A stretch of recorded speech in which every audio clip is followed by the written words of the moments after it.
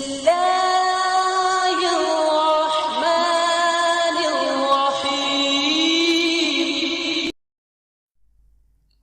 الحمد للہ رب العالمین والصلاة والسلام علی سید الانبیاء والمرسلین اما بعد. سامعین گرامی، آج ہم آپ کو صلاۃ التسبیح کا بہت ہی آسان طریقہ بتانے لگے ہیں. یہ وہ نماز ہے کہ اگر بندہ صلاۃ التسبیح کی نماز کے بارے میں جو روایات ہیں وہ یہ ہیں کہ کم از کم زندگی میں ایک دفعہ تو لازمی بندہ پڑھے. اس نماز کی اتنی اہمیت ہے. فرمایا کہ اول تو روزانہ ایک دفعہ پڑھے، روز نہیں پڑھ سکتا ہفتے میں ایک دفعہ پڑھے، ہفتے میں نہیں پڑھ سکتا مہینے میں ایک دفعہ پڑھے، مہینے میں نہیں پڑھ سکتا سال میں ایک دفعہ لازمی پڑھے، اگر سال میں بھی نہیں پڑھ سکتا کم از کم زندگی میں ایک دفعہ لازمی پڑھے. اس نماز کی اتنی فضیلت ہے. تو آئیے صلاۃ التسبیح کی نماز کا طریقہ میں آپ کی سماعتوں کی نظر کرتا ہوں. آپ نے نماز کی نیت کرنی ہے. نیت کرتا ہوں میں اس نماز کی، نماز پڑھتا ہوں واسطے اللہ تعالیٰ کے. 4 رکعت نماز صلاۃ التسبیح، منہ قبلہ شریف کی طرف بندگی اللہ تعالیٰ کی. اگر کوئی امامت کرا رہا ہو صلاۃ التسبیح کی نماز کی تو آپ نے کہنا ہے پیچھے اس امام کے، اگر امام نہیں ہے تو آپ نے کہنا ہے بندگی اللہ تعالیٰ کی، اللہ اکبر. آپ نے اللہ اکبر کہہ کر کانوں تک ہاتھ اٹھا کے ہاتھ باندھ لینے ہیں، اور ہاتھ باندھنے کے بعد آپ نے 15 مرتبہ تسبیح پڑھنی ہے. تسبیح یہ پڑھنی ہے ثنا پڑھنے کے بعد. پہلے ثنا پڑھ لیں گے، پھر یہ 15 مرتبہ تسبیح پڑھیں گے. سبحان اللہ والحمد للہ ولا الہ الا اللہ واللہ اکبر. بس اتنا. آپ یوں لگا لیں کہ یہ جو تیسرا کلمہ ہے، تیسرے کلمہ کا پہلا جز، یعنی کہ آدھا، پہلا تیسرا کلمہ جو ہے آدھا، یہ آپ نے 15 دفعہ پڑھنا ہے. 15 دفعہ ثنا پڑھنے کے بعد آپ پڑھ کے پھر آپ اعوذ باللہ بسم اللہ پڑھیں گے، اور پھر الحمد شریف پڑھیں گے. الحمد شریف پڑھنے کے بعد آمین، پھر بسم اللہ پڑھ کے سورت ملائیں گے. چاہے سورت اخلاص پڑھیں 3 دفعہ، 11 دفعہ، 5 دفعہ، 7 دفعہ، جتنی آپ پڑھ سکتے ہیں، یا جو سورت آپ کو آتی ہے وہ پڑھیں. اس کے بعد آپ 10 مرتبہ یہی تسبیح پڑھیں گے، اور پھر 10 مرتبہ پڑھنے کے بعد اب گننے کا اس میں ایک بڑا شمار کا مسئلہ ہوتا ہے کہ شمار کیسے کیا جائے. شمار یہ دیکھیے کہ ایسے آپ نے ہاتھ باندھے ہوتے ہیں، تھوڑا سا آپ پہلے نیچے والی انگلی کو، چھوٹی چھنگلی کو دبائیں گے. ایسے بندھے ہیں ہاتھ تو چھنگلی کو دبائیں، پھر ساتھ والی انگلی کو جیسے جیسے پڑھتے جائیں انگلی دبا سکتے ہیں. ٹھیک ہے، انگلی دباتے جائیں گے. ایسے ہی آپ کے اوپر والے ہاتھ کی انگلیاں پھر ان کو دبائیں. تو اس طرح جو ہے آپ شمار بھی کر سکتے ہیں.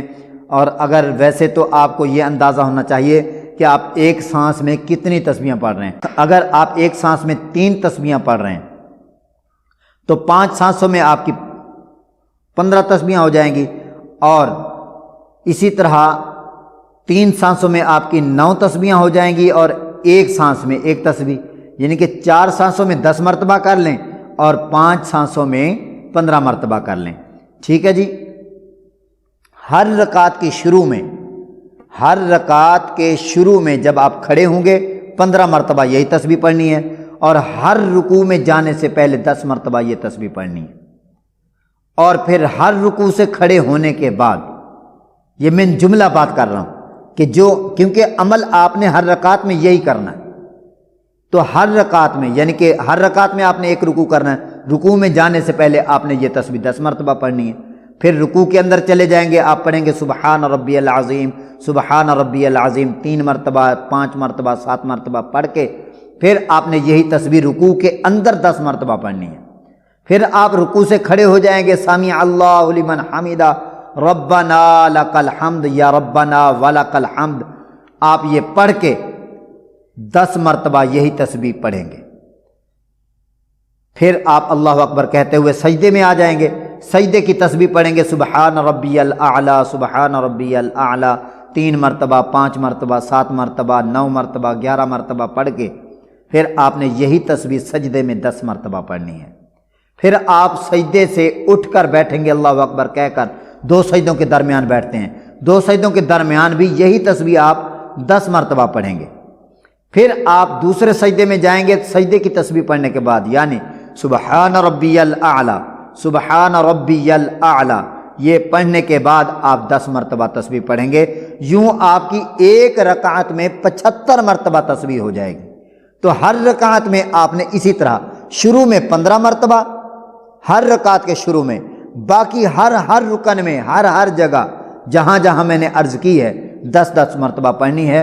تو یوں آپ کی ایک رکعت میں 75 مرتبہ تسبیح ہو جائے گی، اور کل 4 رکعتوں میں آپ کی 300 مرتبہ تسبیح ہو جائے گی، 300 دانے بن جائیں گے۔